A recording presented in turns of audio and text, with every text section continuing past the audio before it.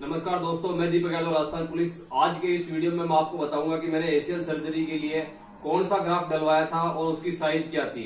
तो दोस्तों, इस संबंध में हम बात करते हैं तो ग्राफ्ट दो प्रकार के होते हैं, एलोग्राफ्ट और ऑटोग्राफ्ट। तो आप जैसा कि तस्वीर में देख पा रहे हैं, एलोग्राफ्ट ये था दोस्तों। एलोग्राफ्ट जो किसी मृत डेड बॉडी से उसके टिश्यू प्राप्त, सॉफ्ट टिश्यू प्राप्त करके बनाया जाता है, इसको स्टोर करके रखा जाता है और ये ज्यादातर 40 प्लस उम्र वाले पेशेंटों में अधिक यूज किया जाता है। हाँ तो दोस्तों, उसके बाद आता है सेकंड नंबर का ऑटोग्राफ्ट। ऑटोग्राफ्ट के बाद अंदर हमारे पास 3 से 4 चॉइस होती है दोस्तों, जो अलग अलग सर्जन अलग अलग चॉइस अलग अलग डिमांड के हिसाब से करता है। आपके घुटने की डिमांड क्या है। अगर आप हाई लेवल एथलीट है तो जैसा कि आप तस्वीर में देख पा रहे हैं, ये था दोस्तों बोन पटेला ग्राफ्ट, जो हमारे लगभग नी के ऊपर, नी कैप यानी पटेला के ऊपर से इस एरिया को लंबा सिर लगाकर निकाला जाता है। ये काफी स्ट्रॉन्ग ग्राफ्ट माना जाता है, जो हाई लेवल के फुटबॉलर और हाई लेवल के एथलीट्स के अंदर डाला जाता है दोस्तों। हाँ दोस्तों, ऑटोग्राफ की सीरीज में जैसा कि आप तस्वीर में देख पा रहे हैं,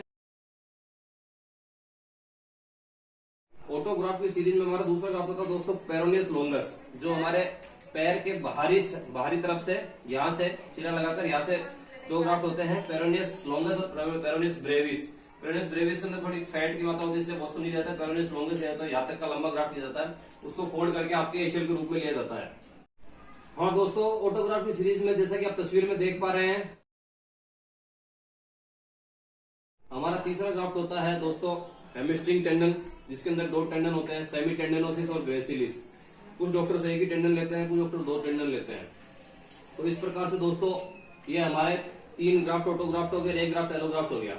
तो लगभग जो भी डॉक्टर होते हैं जो 30 साल से कम उम्र के या 35 साल से कम उम्र के जो एथलीट होते हैं, जो भी उनके पेशेंट्स होते हैं, उनके अंदर डॉक्टर ज्यादातर ऑटोग्राफ्ट का यूज करते हैं दोस्तों।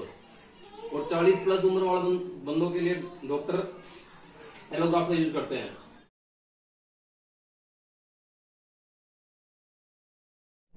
हाँ तो दोस्तों, जैसा कि आपने तस्वीर में देखा, ये हमारा चौथा ऑटोग्राफ्ट है, क्वाड्रिसेप्स ग्राफ्ट।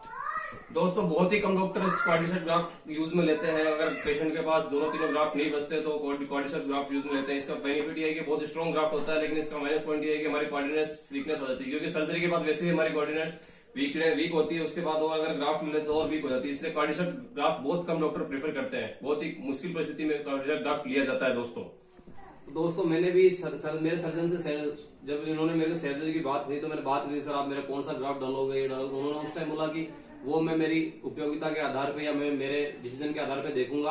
और मैंने उनसे जिद करी थी, सर मेरा आप 9 mm प्लस या 10 mm प्लस का ग्राफ्ट डालना। उन्होंने बोला कि इंडियन घुटने में इतना लंबा ग्राफ्ट नहीं डलता, इतना मोटा ग्राफ्ट नहीं डलता है। तो उन्होंने बोला कि मैं अपने हिसाब से, अपने अकॉर्डिंग तुम्हारे घुटने के लिए सही होगा वो ग्राफ्ट डालूंगा। तो उन्होंने मेरे हैमस्ट्रिंग टेंडन लिया था कि यहाँ से एक ही सिरा लगता है दोस्तों, उसी सिरे से हमारे अंदर टनल के अंदर भी ग्राफ्ट डल जाता है। और हैमस्ट्रिंग का सिर्फ एक ही टेंडन लिया था दोस्तों, सेमी टेंडनोसिस। ग्रेसिलिस नहीं लिया उन्होंने, क्योंकि वो ऑल इनसाइड एशियल रिकंस्ट्रक्शन हुआ था।